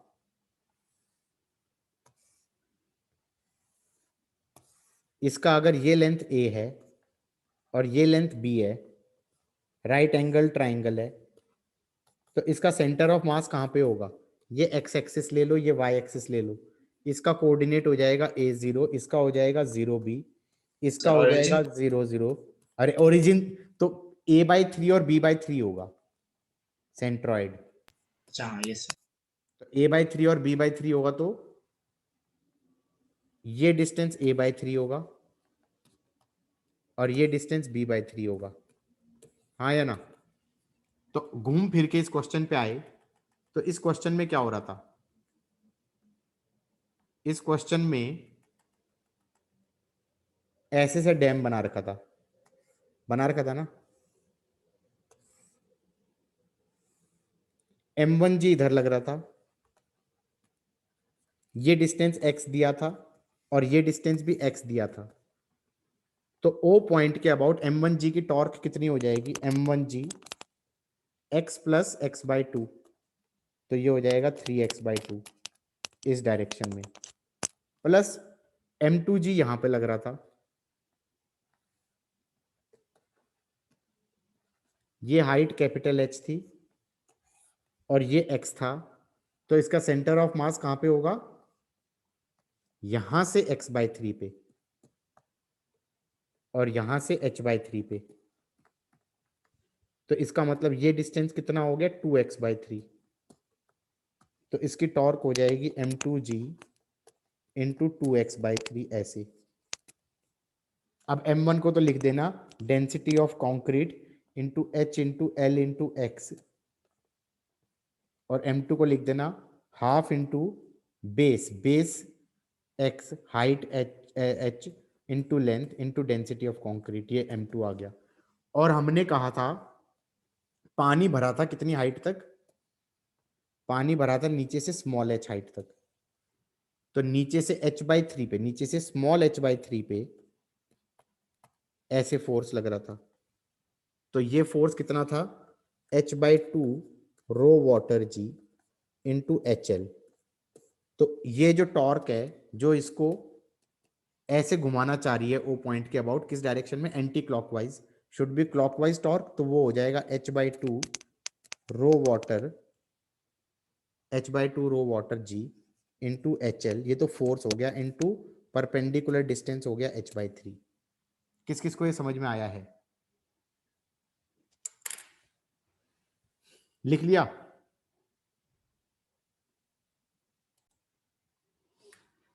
गाइस क्वेश्चन ये बन सकता है कि मान लो हमारे पास ये ट्रायंगुलर लेमिना है, ये A है और ये B है, और इस पे मास डिस्ट्रीब्यूटेड है, इस पे मास डिस्ट्रीब्यूटेड है, ये x एक्सिस है, ये y एक्सिस है। तो क्वेश्चन ये बन सकता है find x coordinate of centre of mass and find y coordinate of centre of मास और ट्रायंगुलर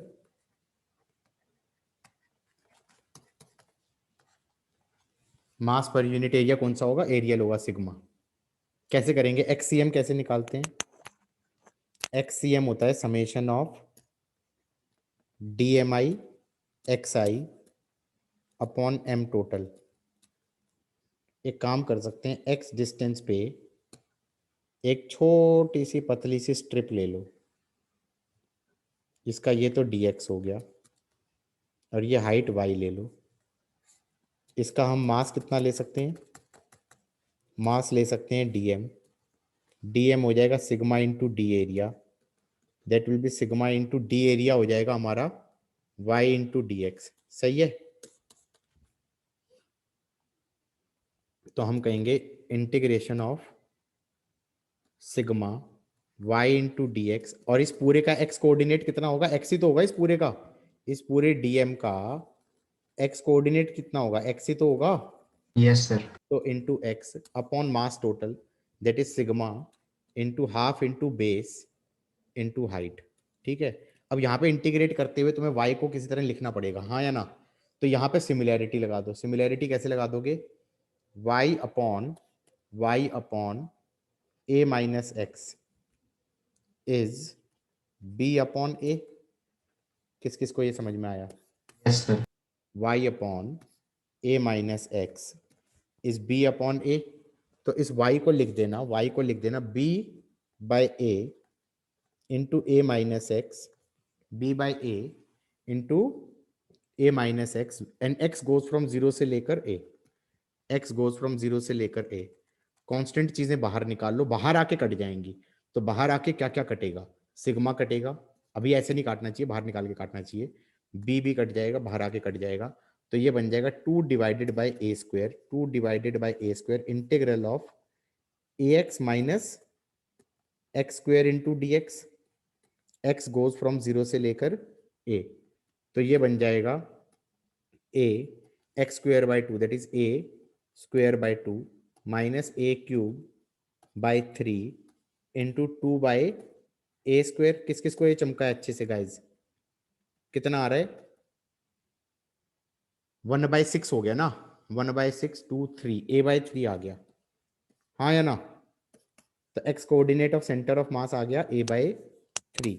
किस किस को ये चमक गया? सेम एक्सरसाइज तुम y एक्सिस पे भी कर सकते थे। कैसे? YCM कैसे निकालोगे गाइज?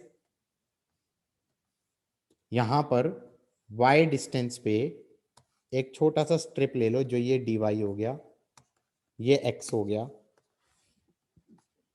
YCM हो जाएगा इंटीग्रल ऑफ dm हो जाएगा sigma x into D Y into Y, coordinate y हो गया, upon sigma into half into base हो जाएगा AB, ये हो गया। उसके बाद ये y लिया है, ये x लिया है, तो हम कहेंगे b माइनस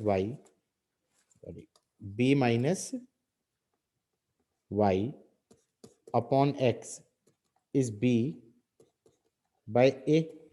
सही है? तो सिग्मा कट जाएगा एक तो, और ये बन जाएगा हमारा, यहाँ पर y को x को लिख देंगे b minus Y into a divided by b, and y goes from 0 से लेकर b। सो आई थिंक ये b/3 आ जाना चाहिए। गिव इट अ गो, हो जाएगा, हाँ या ना? Yes sir. तो ट्राइंगल का हमारा क्या निकलता है? सेंट्रॉइड पे निकलता है। कहां पे निकलता है? सेंटर ऑफ मास सेंट्रॉइड पे निकलता है। और सेंट्रॉइड के कोऑर्डिनेट्स क्या हो जाते हैं? x1 plus x2 plus x3/3, y1 plus y2 plus y3/3, where x1 y1 x2 y2 x3/3 are what coordinates of vertices. Everybody ये लिख लिया सबने? Yes yes sir.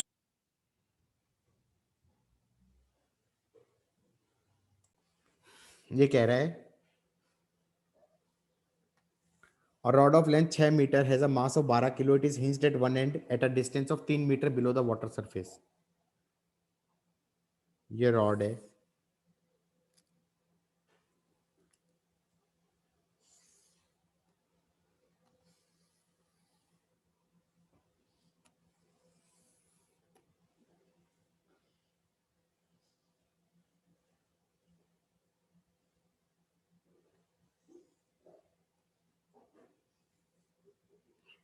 ये 3 मीटर है,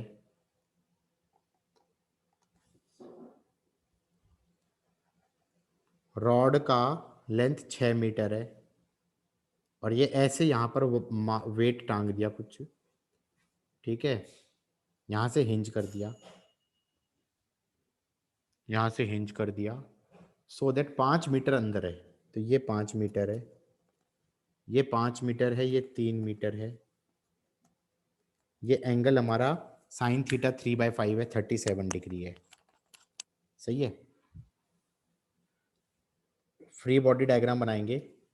नीचे लगेगा M1G, यहाँ पर लगेगा 2.5 मीटर पे, सॉरी 2.5 नहीं, सॉरी 3 मीटर पे, 3 मीटर पे लगेगा mg of body, that is basically 12G, और बॉइंट फोर्स लगेगा 2.5 मीटर पे। किस किस को ये समझ में आ रहा है? साथ में हिंज फोर्सेस भी लगेंगी, Fy ले लो और Fx ले लो।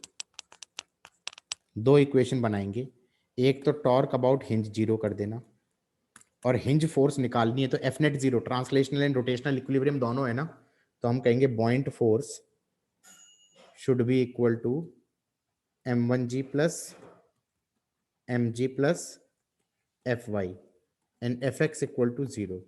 तो इससे fy भी आ जाएगा हिंज फोर्स, हाँ या ना, fx जीरो है और टॉर्क अबाउट हिंज जीरो करेंगे तो ये आ जाएगा 12g 3 cos 37 plus m1g 6 cos 37 is buoyant force into 2.5 cos 37।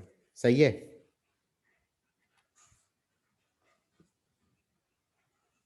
buoyant force को क्या लिख सकता हूं, a into 5 into rho liquid g, a into 5 into rho liquid ji.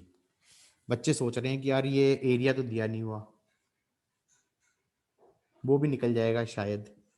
Material of rod का स्पेसिफिक ग्रेविटी 0.5 दिया हुआ है, तो a into rho body, a into L into rho body इस 12, तो L हो गया 6 इंटू ए इंटू रो बॉडी हो गया 0.5 इस 12, तो एरिया निकल जाएगा, हाँ या ना। अब ये एरिया निकल गया। प्लीज यार एसआई यूनिट्स का ध्यान रख लेना, एसआई यूनिट्स का ध्यान रख लेना, क्योंकि ये 0.5 नहीं होना चाहिए, ठीक है। ये स्पेसिफिक ग्रेविटी है हमारी सीजीएस में, तो ये 1000 से मल्टीप्लाई करेंगे 500 होनी चाहिए, हाँ या ना, अगर एसआई में जाएंगे तो। गाइस गॉट इट और नॉट? जैसे डेंसिटी ऑफ वाटर 1000 होती है यस और सर। उससे एरिया निकल जाएगा, तो ये एरिया यहां पटकूंगा तो फिर मेरे से बॉइंट फोर्स भी निकल जाएगा। किस किस को समझ में आया है गाइस? Yes, sir. प्रॉब्लम क्या थी इसमें, क्यों नहीं हुआ था? मेरी तो यूनिट्स की गलती थी। गाइस क्वेश्चन मैं बनाता हूं। क्वेश्चन ये है कि ये कंटेनर है, ये कंटेनर है,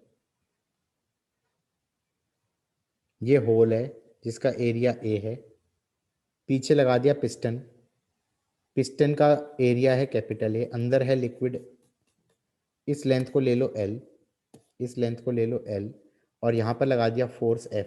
मैं कह सकता हूँ यहाँ पे प्रेशर कितना हो जाएगा, P atmosphere plus F/A plus half rho capital V का स्क्वायर प्लस 0 और दूसरा बर्नौली लगा दो इस पॉइंट पे, that will be P atmosphere plus half row V square plus 0।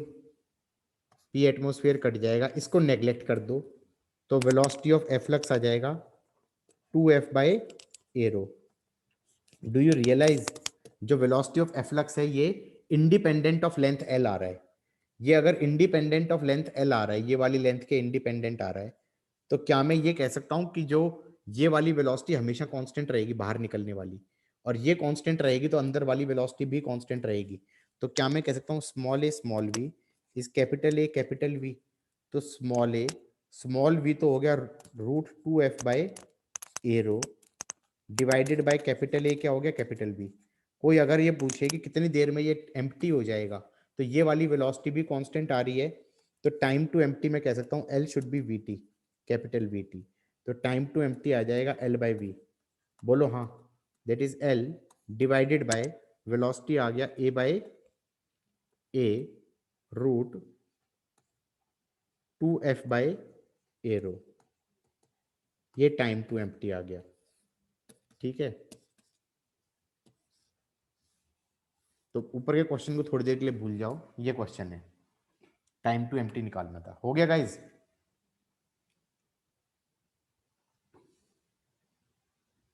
आया है समझ में, नहीं आया है मित्रों? Yes, sir. Yes sir.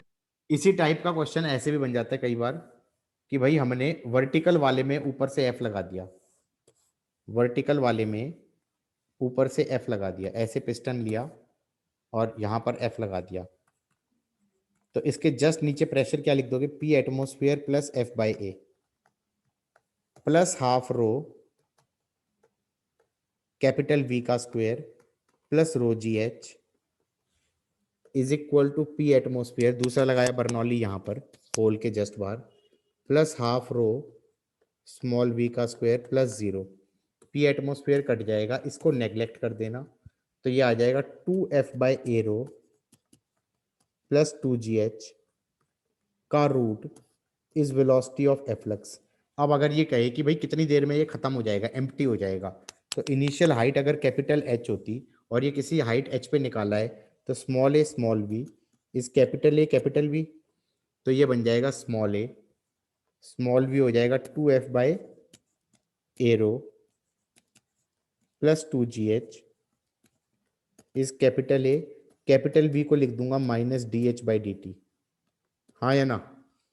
तो ये बन जाएगा a by A D T is minus dh upon root of 2f by A rho plus 2gh। h की वैल्यू थी capital H at time t0 और ये हो गई 0 एट टाइम t। कुछ तो कर डाला भाई, A T by A is minus 2f by A rho plus 2gh की power minus half plus 1 that is half divided by coefficient of h which is 2g, then you put the limits capital H से 0। Done.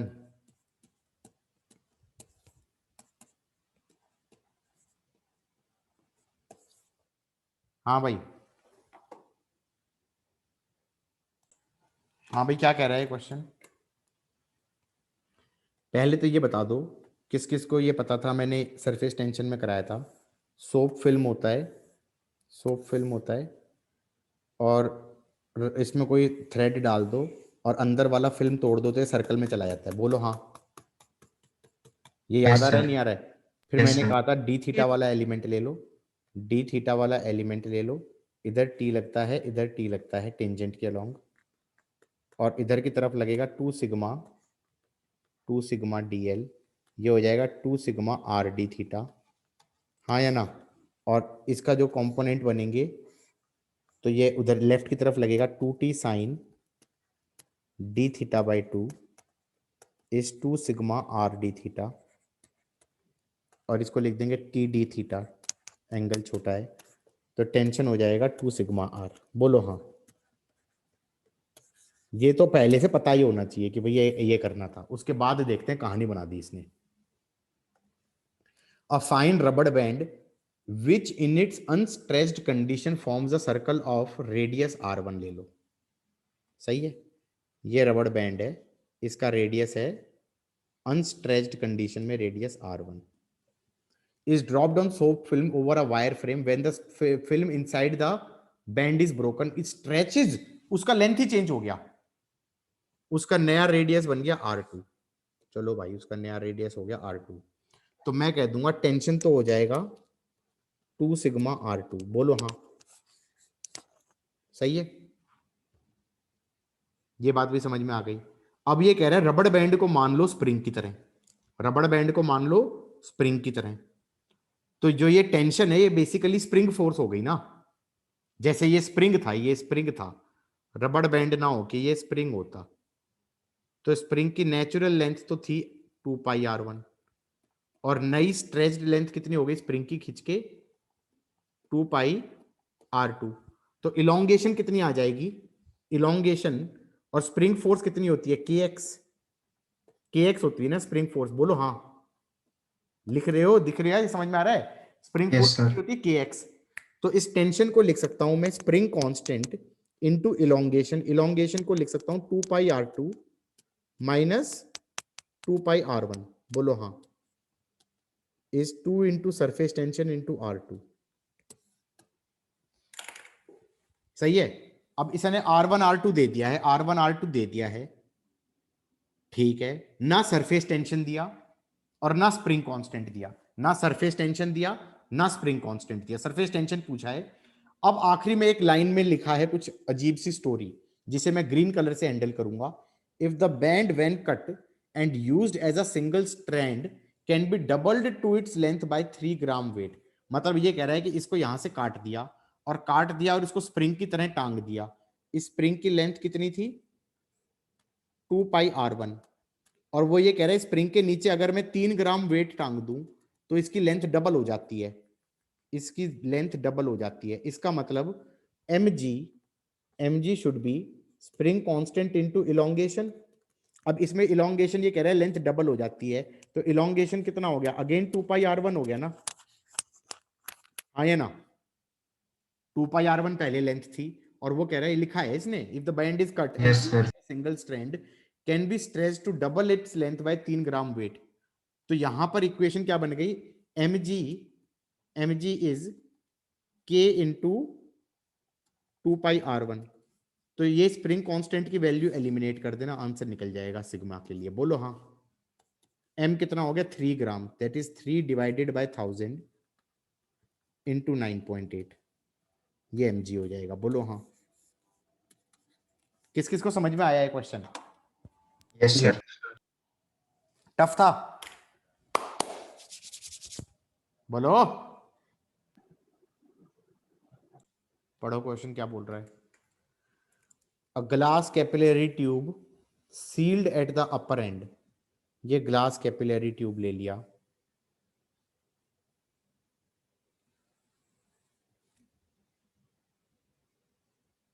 इसको यहां से seal कर दिया। इसमें भी अंदर हवा है, बाहर भी हवा है, और यहां पर लिक्विड था, ऐसे था। अब ये कह रहा है इसको टच कर दिया लिक्विड पे। जैसे ही तुम इसे लिक्विड पे टच करोगे तो क्या मैं ये कह सकता हूं लिक्विड अंदर चढ़ने की कोशिश करेगा, और कुछ लेवल तक वो चढ़ भी जाएगा, लेकिन जैसे जैसे वो ऊपर चढ़ेगा वो अंदर की एयर को कंप्रेस कर देगा या नहीं कर देगा? Yes, sir. और वो अंदर की एयर को कंप्रेस कर देगा। तो अभी जो हालत थी टच करने से पहले, तो अब ये प्रेशर अंदर P1 हो जाएगा ना।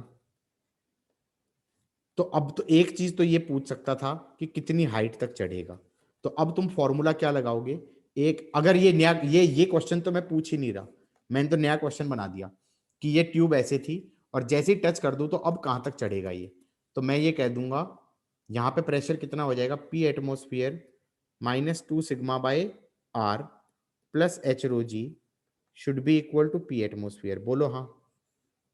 सॉरी, P एटमोस्फियर नहीं बोलोगे, यहाँ पर P1 बोलोगे। गॉट इट और नॉट? इसका मतलब तुम निकाल नहीं सकते ना P1 भी अननोन है और हाइट h भी अननोन है। दूसरा क्या करो, इतने गैस को सिस्टम मान लो, इतने गैस को सिस्टम मान लो, और इतने गैस के ऊपर गैस इक्वेशन लगा दो। अब इसमें क्या चीज कांस्टेंट रहेगी? टेम्परेचर कांस्टेंट मान लो, नंबर ऑफ मोल कांस्टेंट मान लो, टेम्परेचर कांस्टेंट मान लो, अज्यूम कर रहा हूं मैं टेम्परेचर कांस्टेंट है, और नंबर ऑफ मोल कांस्टेंट वो तो होंगे ही। तो हम लगा देंगे P1 V1 is P2 V2। तो इनिशियल प्रेशर हो जाएगा P एटमोस्फियर, और ये लेंथ है अगर L, तो ये आ जाएगा L into area of cross section is P1 into L minus H into area of cross section. So technically हम H निकाल सकते हैं ना इन दो इक्वेशन से, क्योंकि इन दो में अननोन क्या क्या है? P1 अननोन है और हाइट ऑफ लिक्विड अननोन है। बोलो हाँ। इस क्वेश्चन में तीसरा पार्ट भी दे दिया एक तरीके से। इसने कहा अब ऊपर से लिया इसको और दबाना चालू कर दिया, नीचे दबाना चालू कर दिया, तो हो सकता है लिक्विड थोड़ा सा और ऊपर चढ़ जाए। तो उसने कहा उसको इतना दबाया मैंने, इतना दबाया कि जो लिक्विड का लेवल है ट्यूब के अंदर बाहर वाले लेवल के बराबर आ गया। बोलो हाँ। क्या समझ में आया? यही तो बोल रहा है ये कि लिक्विड का लेवल ऐसे कुछ हो गया, बाहर वाला लेवल और अंदर वाला लेवल सेम हो गया। तो ये कह रहा है कि ये डिस्टेंस बता दो, ये वाला x कितना होना चाहिए। मैंने कहा ये डिस्टेंस हो जाएगा L माइनस एक्स। यहां पे प्रेशर ले लो, P2 ले लो। तो बिल्कुल शुरुआत से बिल्कुल अंत में हम गैस के ऊपर लगा सकते हैं। गैस पे तो क्या लिखोगे? P atmosphere into L into area P1 V1 is P2 into L minus x into area. बोलो हाँ। ये एक इक्वेशन हो गई। दूसरी इक्वेशन क्या हो गई? यहां पे प्रेशर, लिक्विड में प्रेशर सेम करते हैं ना गाइस। कहां पे लिक्विड प्रेशर सेम करते हैं? लिक्विड में हॉरिजॉन्टल लेवल। कोई अगर कहे मैं यहां से और यहां पे सेम करूंगा, गलत हो जाएगा ना, क्योंकि लिक्विड और एयर में थोड़ी सेम करते हो, लिक्विड टू लिक्विड सेम करते हैं ना, बोलो हाँ। Yes, sir. Yes, sir. तो ऐसे इडियट वाले काम तो बिल्कुल ही नहीं करने की, पता चला लिक्विड टू एयर सेम कर रहे हैं, लिक्विड टू लिक्विड सेम करना। यहां का प्रेशर कितना हो गया, P atmosphere left hand side में, और राइट साइड में हो जाएगा P2 minus 2 sigma by R। तो P2 की वैल्यू लिख देना, P2 की वैल्यू लिख देना P atmosphere minus 2 sigma by R। इससे X निकल जाएगा या नहीं निकल जाएगा, हाँ या ना? Got it? अब सील तोड़ दूंगा तो पानी ऊपर चढ़ जाएगा ना, क्योंकि प्रेशर बढ़ा हुआ था P2 प्रेशर बढ़ा हुआ था, एकदम से प्रेशर कम हो जाएगा तो पानी कैपिलरी इफेक्ट के कारण ऊपर नहीं चढ़ जाएगा। Yes, sir. जैसे जैसे जैसे ही सील तोड़ोगे तो P2 की जगह वहां पर प्रेशर कितना हो जाएगा, P एटमोस्फियर। अभी तो एयर कंप्रेस थी तो इसलिए प्रेशर बढ़ा हुआ था वहां पर, हाँ या ना?